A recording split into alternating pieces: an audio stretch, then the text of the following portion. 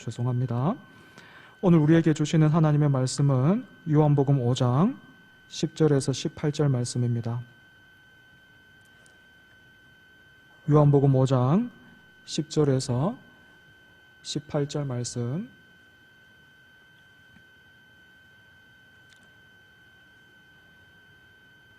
제가 봉독할 때에 하나님의 말씀을 잘 듣고 또 깨닫고 사모하는 우리 모두가 되기를 원합니다. 유대인들이 병 나은 사람에게 이르되 안식일인데 내가 자리를 들고 가는 것이 옳지 아니하니라. 대답하되 나를 낫게 한 그가 자리를 들고 걸어가라 하더라 하니 그들이 묻되 너에게 자리를 들고 걸어가라 한 사람이 누구냐 하되 고침을 받은 사람은 그가 누구인지 알지 못하니 이는 거기 사람이 많으므로 예수께서 이미 피하셨음이라. 그 후에 예수께서 성전에서 그 사람을 만나 이르시되 보라 내가 나았으니 더 심한 것이 생기지 않게 다시는 죄를 범하지 말라 하시니 그 사람이 유대인들에게 가서 자기를 고친 이는 예수라 하니라. 그러므로 안식일에 이러한 일을 행하신다 하여 유대인들이 예수를 박해하게 된지라. 예수께서 그들에게 이르시되 내 아버지께서 이제까지 일하시니 나도 일한다 하시매 유대인들이 이로 말미암아 더욱 예수를 죽이고자 하니 이는 안식일을 범할 뿐만 아니라 하나님을 자기의 친아버지라 하여 자기를 하나님과 동등으로 삼으심이로라. 아멘. 예전에 열악한 환경에서 근무하고 있는 소방관에 대한 소식을 제가 읽은 적이 있습니다. 소방관들이 긴급한 업무를 감당하다 보면 때에 따라서는 창문을 깨고 들어가야 할 경우도 있고 또 문을 뜯고 들어가야 하는 그런 일들도 생기는데 여기에서 발생하는 피해를 고스란히 소방관 개인이 지고 있다라는 것입니다. 피해를 입은 쪽에서 손해배상을 청구하면 소방관들이 이것을 놓고 이래저래 눈치가 보이고 어디에 딱히 말할 수도 없어서 그냥 자기 돈으로 해결을 하고 있다 그래요. 그래서 어떤 소방관은 이런 피해를 보상해 주기 위해서 힘들게 모으고 있었던 그런 적금을 깨는 그런 일들도 있다고 합니다. 우리 사회의 이런 요지경 같은 모습은 다른데 현실뿐만 아니라 영화에서 이런 매체에서 더욱 잘 드러나고 있는데요. 개봉한 지 조금 시간이 많이 흐르기는 했지만 청년 경찰이라는 그런 영화를 보면 그 2명의 경찰 대학교 학생이 범죄의 속을 해서 목숨을 걸고 탈출한 뒤에 가까운 파출소로 도망을 가서 지금 저기에 범죄 현장이 있으니까 빨리 출동을 해야 된다고 신고를 하는데 그 신고를 받는 경찰은 아무런 의혹도 없이 그래요? 먼저 신분증 좀 보여주십시오 하면서 이렇게 절차만을 앞세우더라고요. 물론 우리가 절차를 무시해서는 안 되겠지만 아마도 감독은 그런 장면을 통해서 우리 사회의 병폐를 말하고 싶어 했던 것 같습니다. 이런 우리의 사회의 모습들을 보고 있노라면 역시 그 곡성이라는 영화의 대사, 그 유명한 대사가 떠오르죠. 멋이 중한디라는 그런 대사가 떠오르죠. 오늘 우리가 함께 읽은 말씀은 분량은 얼마 되지는 않지만 내용이 굉장히 복잡합니다. 읽는 관점을 예수님께 맞출 수도 있고 또 38년 된 병자에게도 맞출 수가 있고 또 유대인들에게도 맞출 수 있기 때문입니다. 그 중에서 오늘은 유대인들에게 집중해서 오늘 말씀을 한번 보기를 원합니다. 먼저 우리가 알아두어야 할 것은요, 이 10절에 나오고 있는 이 유대인들이 유대인 전체를 가리키고 있는 것이 아니라 예수님을 반대했던 사람들을 지칭하고 있다라는 것입니다. 여러분, 이 유대인들이 어떻게 했습니까? 예수님께서 38년 된 병자에게 일어나서 자리를 들고 걸어가라 말씀하셨습니다. 그러자 놀랍게도 이 환자가 그 말씀을 따라서 고침을 받고 예수님의 말씀대로 자리를 들고 일어나서 걸어갔습니다. 그런데 어떤 유대인들이 몰려와서 이 사람들을 제지하기 시작한 겁니다. 오늘은 아무 일도 하면 안 되는 그런 안식일인데 당신은 어째서 지금 자리를 들어서 옮기는 이런 일을 하고 있느냐 책망한 거죠. 유대인들의 이런 질책에 이 고침을 받은 병자가 어떻게 대답하고 있습니까? 11절을 보시면요. 나를 낫게 한 그가 자리를 들고 걸어가라 했다. 이렇게 대답했습니다. 그러자 재차 유대인들이 물어요. 도대체 누가? 그 사람이 누구냐는 거예요. 하지만 고침을 받은 사람은 그 자리에서 곧바로 예수님을 가리켜 보이지는 못했습니다. 아마도 이 사람은 38년 동안 병으로 자리에 누워 있었기 때문에 지난 명절에서부터 사람들 사이에서 유명해지기 시작한 예수님을 이 사람은 잘 몰랐을 가능성이 크죠. 뿐만 아니라 우리가 5장 1절을 통해서 확인할 수 있듯이 이 당시는 명절이기도 했고 또 명절이라서 사람이 많기도 했지만 또 예수님께서 하신 이 일로 인해서 또 사람들이 많이 몰려들었고 또 예수님이 불필요하게 어떤 그런 일들을, 마찰들을 일으키기를 원하지 않으셨기 때문에, 그래서 몸을 피하셨기 때문에 이 고침을 받은 사람은 저 사람입니다 하면서 예수님을 지목하지를 못했습니다. 하지만 우리는 이 유대인들이 왜 예수님을 찾고 있는지 쉽게 추측할 수 있죠. 여러분, 유대인들이 왜 예수님을 찾고 있습니까? 그 행하신 일들로 인해서 이 사람들도 놀라워서 정말로 칭찬하고 박수를 보내고 감사하기 위해서입니까? 그렇지가 않지요. 예수님께서 행하신 일들을 따져 묻기 위해서 그렇습니다. 구체적으로 예수님께서 행하신 일 중에서 어떤 것이 시비가 됩니까? 두 가지죠. 첫째, 안식일에 사람을 고치는 일을 했기 때문이고, 두 번째, 38년 된 병자에게 자리를 들고 걸어가라 했기 때문입니다. 여러분은 왜 유대인들에게 이런 것이 문제가 되는지 알고 계십니까? 지금 이 사람들은요, 예수님이 계명을 위반했다 그렇게 생각하고 있는 겁니다.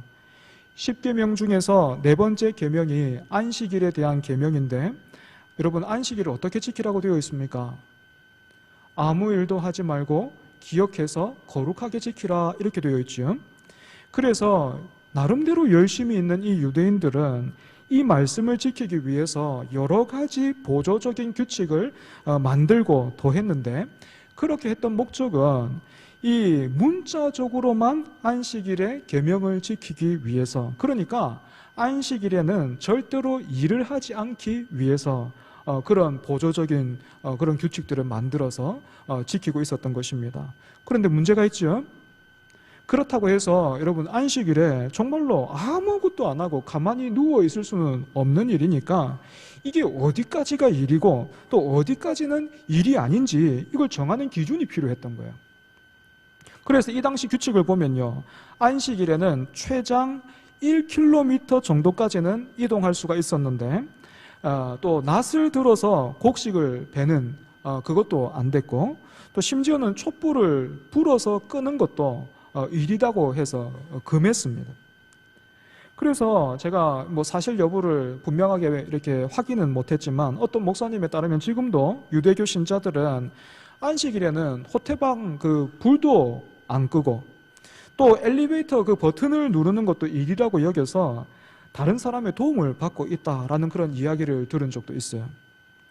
이런 배경에서 보면 오늘 본문에서 유대인들이 병을 고침을 받고 자기의 자리를 들고 가는 이 사람을 제지하고 있는 그런 모습이 이해가 전혀 안 되는 것은 아니죠.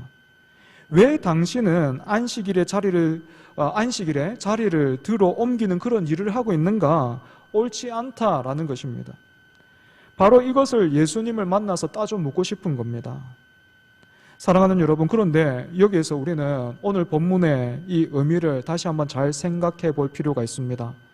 표면적으로만 보자면 오늘 본문의 관점이 계명을 지키는 것이 중요합니까? 아니면 한 사람이 고침을 받고 새 생명을 얻는 그것이 중요합니까? 이렇게 묻고 있는 것 같지만 사실 오늘 본문은 더 근본적으로 이 유대인들이 어떻게 생명을 놓치게 되었는가 하는 것을 우리로 하여금 생각하게 만들고 있기 때문에 그렇습니다. 여러분 혹시 이런 말 들어본 적 있으십니까?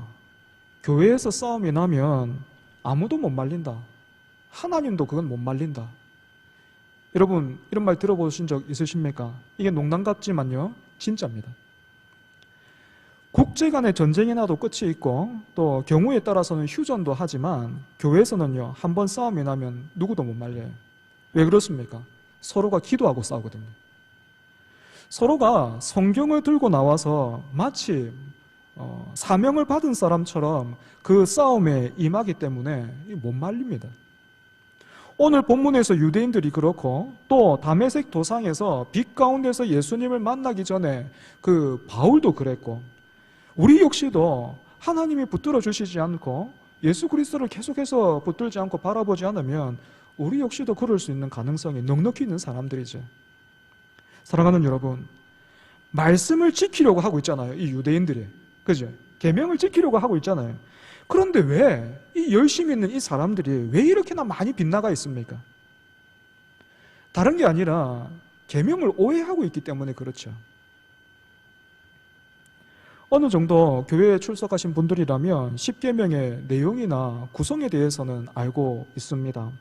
우리가 잘 알듯이 십계명은 두 부분으로 크게 나눌 수 있죠, 그죠? 1계명부터 4계명, 하나님과의 관계를 다루고 있고, 또 나머지 계명은 사람과, 그러니까 이웃과의 관계를 다루고 있다 하는 건 잘 알고 있고, 이것을 한마디로 이 십계명의 주제, 십계명을 관통하고 있는 이 주제가 잘 지켜라, 그러면 복을 받을 것이다 하는 것이 아니라 하나님 사랑과 이웃 사랑, 이렇게 요약된다는 것 우리가 잘 알고 있습니다. 여러분, 그런데요, 우리 하나님이 어떤 분이십니까?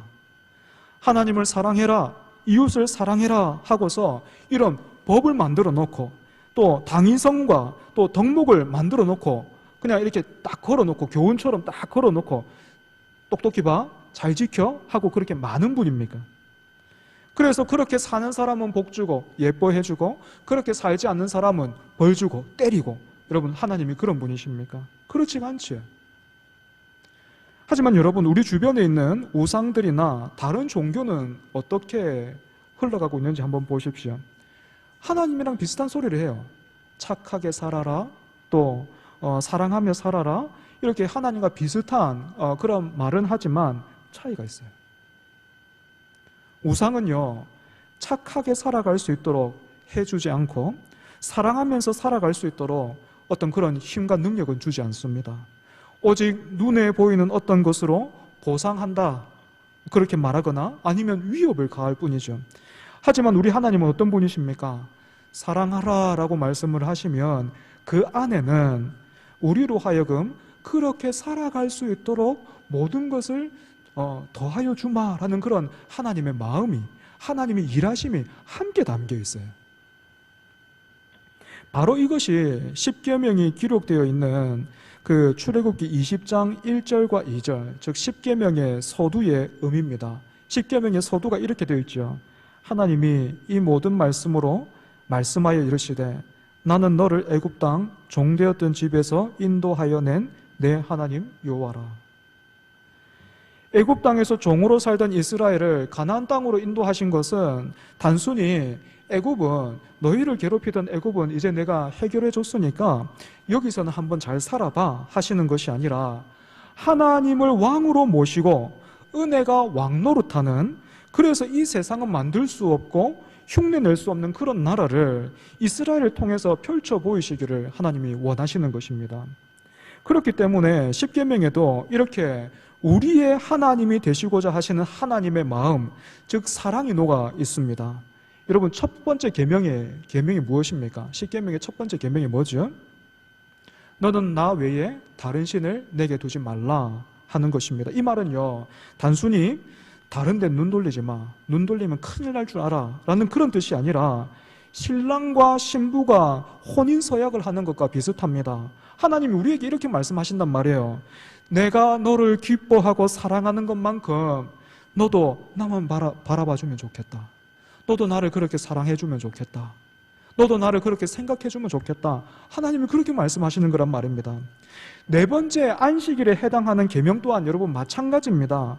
왜 안식일에 하나님이 일을 하지 말라고 합니까? 안식일은 하나님께서 온 세상을 창조하신 뒤에 쉬신 것을 기념하는 것인데, 여기에서 하나님이 쉬신다 하는 것은 피곤해서 쉬시는 것이 아니라 세상의 모든 것을 창조하신 하나님께서 이제는 다스리고 계신다라는 의미가 담겨 있습니다. 하나님의 심에는 이제는 다스리신다. 여러분 잘 기억하십시오. 하나님의 이 창조의 심에는 하나님께서 이 세상을 완전히 온전히 창조하셨으니 그 창조하신 세상을 하나님이 다스리신다 하는 그것이 담겨 있습니다. 그래서 여러분, 안식일에 쉬는 것은요, 이 세상을 하나님께서 다스리신다. 이 세상이 정말로 저 사람들이 살아가고 저 사람들이 말하고 있는 것처럼, 하나님을 모르는 사람들이 살아가고 그렇게 말하고 있는 것처럼 세상이 그렇게 흘러가는 것 아니고, 그렇게 흘러가는 것처럼 보이지만 참으로 주권자가 계신다, 하나님이 다스리신다 하는 것을 기억하기 위해서, 그래서 그 하나님으로부터 나의 모든 필요들이 옵니다 하는 것을 우리가 다시 한번 기억하고 고백하기 위해서, 그 하나님 앞에 무릎 꿇기 위해서 쉬는 겁니다. 더 중요한 일이 있기 때문에 그 더 중요한 일을 하기 위해서 쉬는 거죠. 구약 성경에서 이스라엘 백성들을 향해서 절기마다 아무 일도 하지 말라 이렇게 되어 있는데, 여러분 모두가 다 그런 의미입니다. 그렇기 때문에 이런 관점에서 보면요, 병자가 병에서 나음을 받아서 지금 자기의 자리를 들고 걸어가고 있는 것은 전혀 잘못된 일이 아니고, 오히려 하나님이 오늘 우리 가운데 여전히 일하고 계신다라는 그런 증거가 되어서 함께 기뻐하면서 박수를 치고 감사하고 찬양을 해야 되는 그런 일이죠. 나머지 여러분, 십계명에서 이 이웃과의 관계, 사람과의 관계에 대한 계명도 마찬가지입니다. 도둑질하지 말라, 탐내지 말라 하신 것도요, 하나님께서 다스리고 계시니, 하나님께서 사랑하시니, 하나님께서 우리의 필요를 아시고 하나님께서 채워주실 것이니 옆에 사람과 견줄 것 없다, 옆에 사람과 시기할 것 없고 옆에 사람 것을 탐낼 것 없다. 우리의 싸움은 빼앗아 채우는 것이 아니라 하나님을 사랑하고 믿으며 이웃을 사랑하고 섬기는 데 있다라고 말씀하고 계시는 겁니다. 하지만 예수님 당시 이 유대인들은요, 은혜와 믿음과 사랑을 잃어버렸습니다. 물론 이 사람들은 굉장히 순수하고 열심 있는 그런 출발을 가지고 있었습니다. 하나님의 말씀을 저버렸던 그 조상들, 그래서 그 심판당해서 멸망당했던 그런 조상들, 그런 조상들의 어리석음을 우리는 반복하지 말자, 되풀이하지 말자 해서 계명의 여러 가지 조건들을 더해서 지키기를 시작했는데, 결국에는 어느새 이렇게 화석화되어 버린 거예요.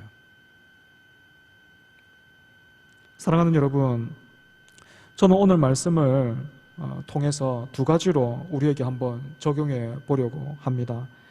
먼저 첫 번째로, 오늘 저와 여러분이 혹시 본문의 유대인들과 같은 사람은 아닌지 우리 스스로를 한번 점검해 볼 필요가 있다는 것입니다. 사랑하는 여러분, 우리는 예수 그리스도를 머리로 하는 이 거룩한 공동체에 서로 지체로 묶여 있다는 것을 한시도 놓치지 말아야 합니다. 누가 더 높고 낮고 이게 없다고요. 예수 그리스도를 머리로 해서 우리는 한 몸의 지체로 묶여 있습니다. 그래서 우리 안에는요, 절대로, 여러분 오늘 본문에서 유대인들의 모습이 어떻습니까? 종교 경찰 같지 않아요? 예배 뒤에 이렇게 다 이렇게 서 있다가 완장 같은 거 딱 차고 있다가 뒤에서 어떤 그 규칙에 위반되는 거 있으면 찾아와서 당신 이거 잘못했다고. 여러분, 우리 가운데요, 그런 종교 경찰 같은 사람이 있으면 안 돼요. 물론 이 일에 가장 조심하고 깨어 있어야 하고 또 주의해야 할 사람이 있다면 바로 앞에 서 있는 저라고 생각합니다. 제가 목사로 있지만 여러분에게 어떤 점수를 매긴다든지 또 가능성을 판단해서 여러분을 어떤 마치 사회가 그렇고 회사가 그런 것처럼 쓸모와 효율로 대하는 것이 아니라 언제나 나와 동일하게 예수 그리스도께로 연결되어 있는 한 몸 된 지체로 대할 수 있도록 제가 깨어 있어야 되겠고 노력해야 되겠고, 또 여러분들도 그렇게 제가 목회할 수 있도록 여러분 함께 기도해 주시면 좋겠습니다. 동시에 여러분들 또한 누구는 심사관이 되고 또 누구는 평가를 받는 것이 아니라 서로 사랑으로 대하는 그런 존재로 다른 사람을 나보다 더 높이 여기는 그런 저와 여러분. 그래서 여러분, 만약에 우리 가운데 그 38년 된 그런 병자가 있다면 그 38년 된 병자한테 뭐가 기대할 게 있습니까? 그죠? 하지만 예수님이 말씀하시자 그 사람이 어떻게 됐습니까?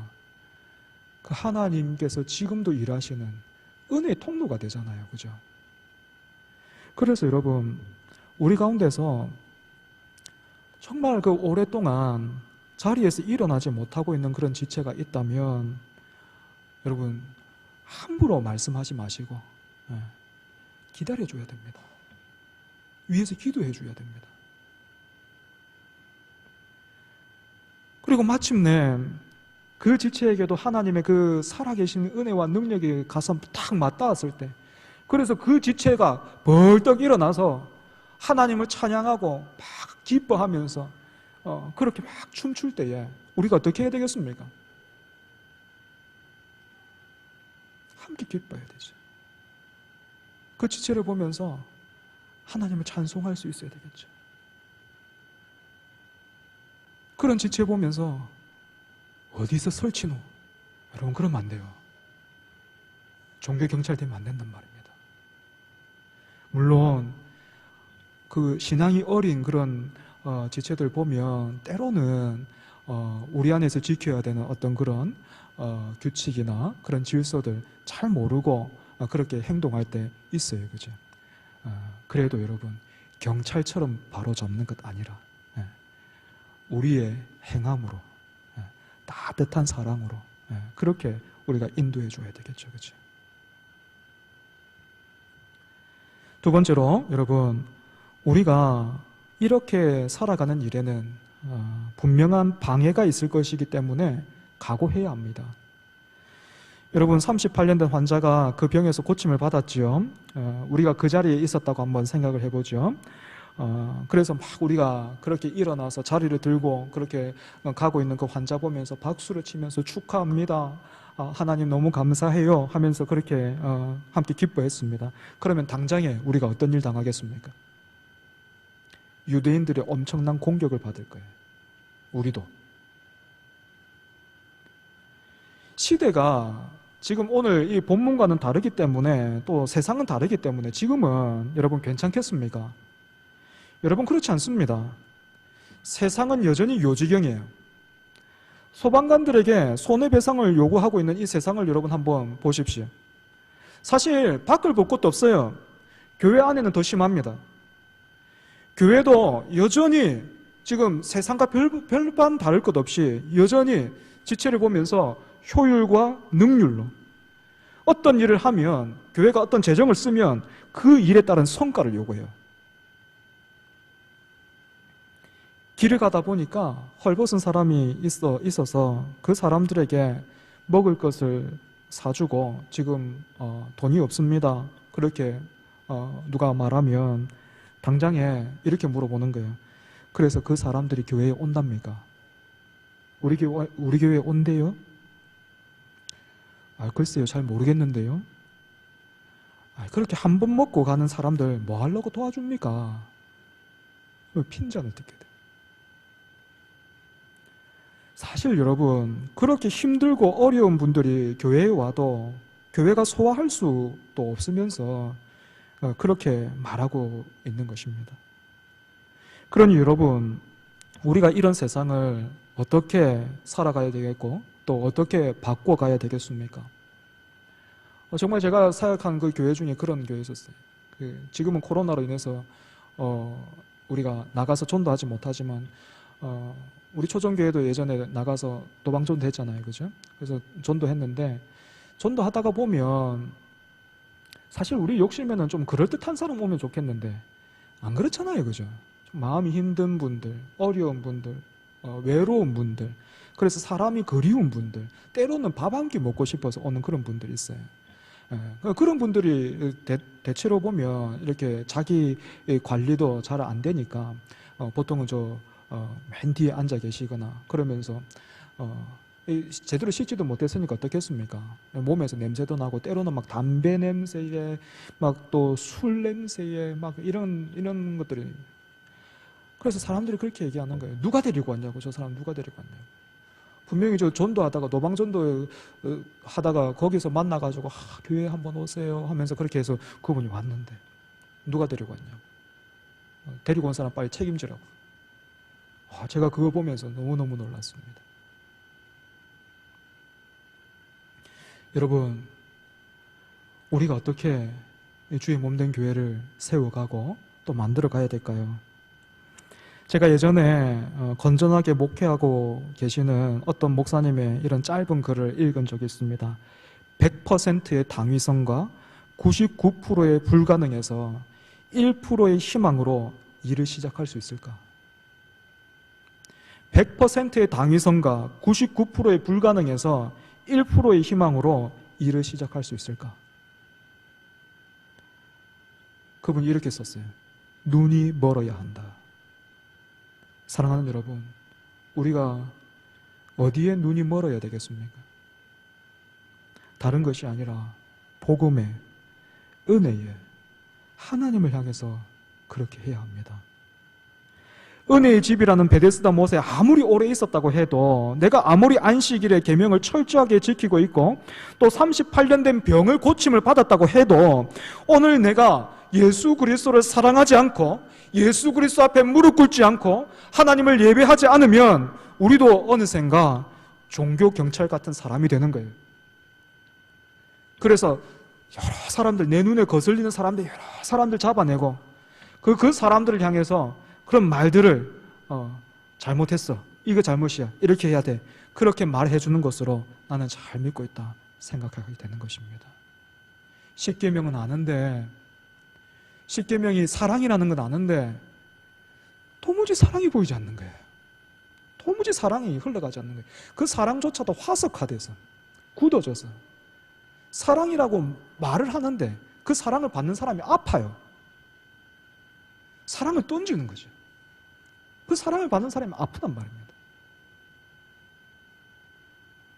말씀을 정리하겠습니다.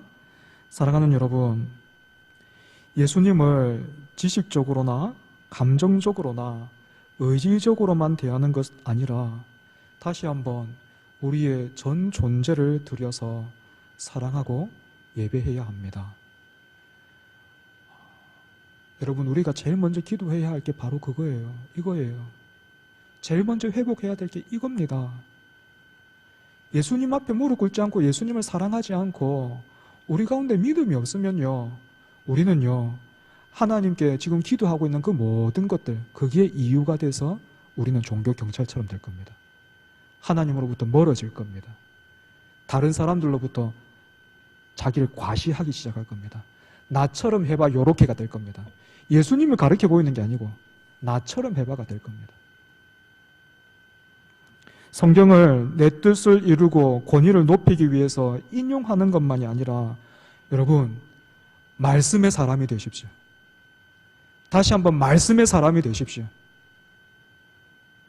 하나님은요, 우리를 누구보다도 베데스다 못에 나를 빨리 넣어줄 수 있는 그런 분이 아니라, 우리를 너무나도 사랑하셔서 우리를 누구보다도 베데스다 못에 빨리 넣어주시고 그 베데스다 못 정도 이렇게 동하게 해주시는 그런 분이 아니라, 하나님 우리를 너무나도 사랑하셔서 그 아들을 내보내주셨어요. 그 아들을 주셨어요.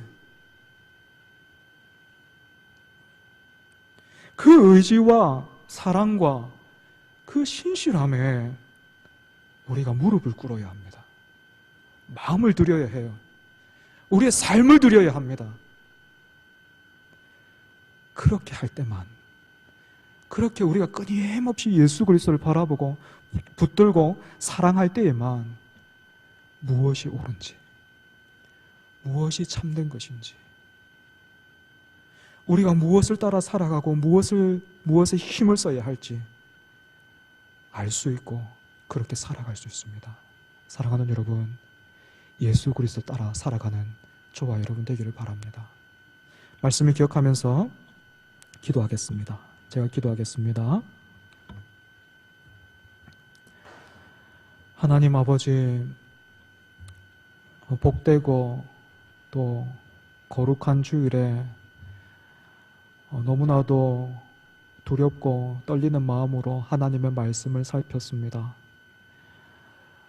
38년 된 그런 중증 환자가 하나님의 그 은혜와 능력으로 일어났음에도 불구하고 유대인들은 그 은혜와 사랑을 찬송하고 함께 기뻐하고 축하하지 못하고 오히려 종교 경찰처럼 되어서 안식일의 계명을 위배했다고 그 사람을 책망하고 또 예수님을 찾아 책망하려고 묻고 있습니다.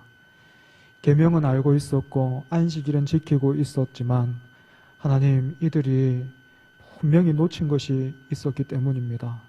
은혜를 놓쳤고 믿음을 놓쳤고 사랑을 놓쳤습니다. 하나님, 그런데 오늘 우리도 예수 그리스도를 바라보지 않고 예수 그리스도를 붙들지 않고 사랑하지 않으면 이런 유대인들처럼 될 수밖에는 없음을 함께 경고를 받고 말씀을 나누었습니다. 복된 날 하나님의 말씀 앞에서 우리가 다시 한번 자신을 점검하게 하여 주시고, 하나님, 어느새 식어져 있고 또 코로나로 인한 그런 상황이 변명과 핑계가 되어버려 있는 이런 우리들이지만 다시 한번 하나님 불쌍하게 여겨주셔서 예수 그리스도를 바라보게 하여 주시고 예수 그리스도를 붙들게 하여 주시고 모든 것을 다해 사랑하게 하여 주시고 그 말씀 앞에 무릎 꿇게 하여 주셔서 사랑을 말하기만 하는 사람이 아니라 그 사랑이 우리를 통해서 흘러가는 그런 은혜와 사랑의 통로가 되게 하여 주시옵소서. 하나님, 끊임없이 예수 그리스도를 바라보고 예수 그리스도를 닮아가며 쫓아가는 우리 모두 될 수 있도록 하나님 우리에게 은혜와 믿음을 더하여 주시옵소서. 예수님 이름으로 기도합니다. 아멘.